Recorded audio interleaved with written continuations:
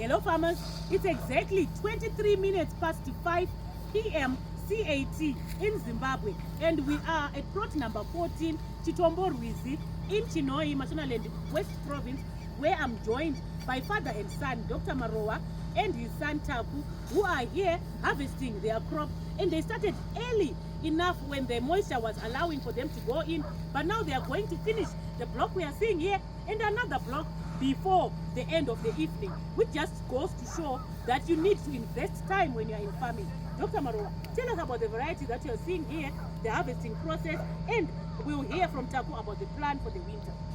Yes, here we planted our 727 variety from Sitco, which is quite a very good variety.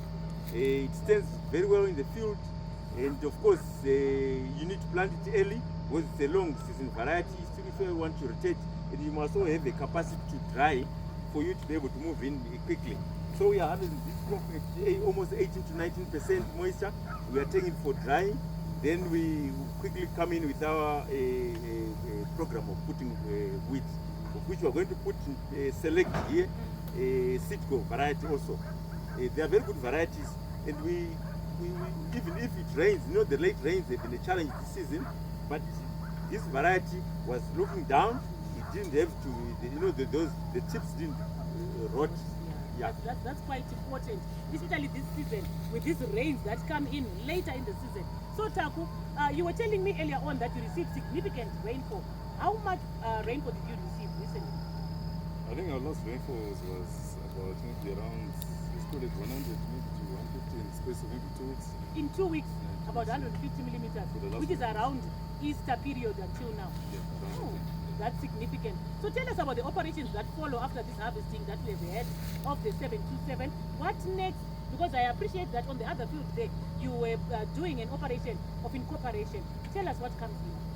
Okay, so after harvesting, since we received adequate rainfall with the last rains, we were able to come in with our land prep, which makes it much more efficient because of the rainfall. We come in with our disc harrow. With our disc harrow, we come in to chop up the remaining stalks for the maize. From there, we come in with our Vicon. We put down our 400 kgs of compound of cereal bin. That's our 623-23. From there, we come in with our speed arrow. That helps us mix up the fertilizer with and leaving the land all smooth and all level. From there, we come in with our 32 row seed row, pulled by a 135 horsepower wow. tractor. Serious investment. Yeah. That's wonderful. Then you also spoke about a GPS. How does the GPS fit into the equation? Okay, the GPS, it makes our farming more efficient and more effective, and it allows us to work longer hours during the day and during the night.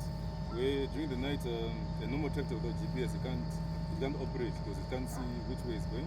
But with our GPS, it's self-driven, with the driver sitting on the seat but being self-propelled, is able to give us straight lines during the day and allow us to work 24/7, giving us efficient planting throughout the season. Lovely.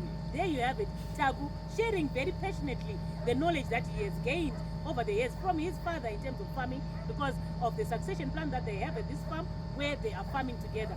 Dr. Marowa, in conclusion, would you share some words of advice to other farmers out there? Is farming easy? Is farming like winning the lotto, whereby you can just wake up tomorrow celebrating that you're now rich? Do they need to put in the work?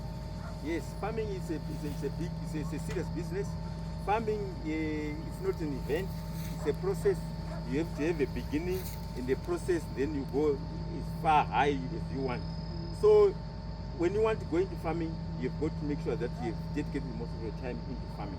It's a 24 hours service, a 24-hour program where you need to wake up early and even sleep late, and to make sure everything is done properly.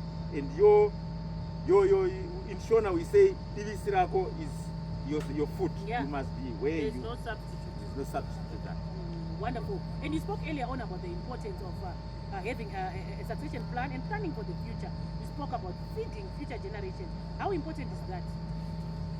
Farming, you know, land doesn't grow. Land, you have to improve your efficiency on the land so that we can feed the growing population. So Also, you as a farmer, you are a person who is also growing up. You need to have a succession plan where you have to have your children coming in, or even set up a company which is properly run as a corporate nature, so that it continues to farm, so that it feeds the nation. So I've got my son where I'm trying to mentor on. It's a difficult thing to mentor your own son, but it's also part of the, so that you right at the place where he's learning, and also I'll be able to send him to other farmers where he learns from them also. Wonderful. Thank you so much for that. And just for your insight, Taku is also running his own operation now successfully of over 200 hectares under the mentorship of his father, Dr. Marowa. So this is quite commendable. And other farmers, you can take learnings from this. This is SC727 being harvested in Chinhoi. And as the African Seed Company turns 85, we celebrate with Dr. Marowa, we celebrate with the farming community. And we say, indeed, Taku, let's keep growing together. Thank you very much. Thank you.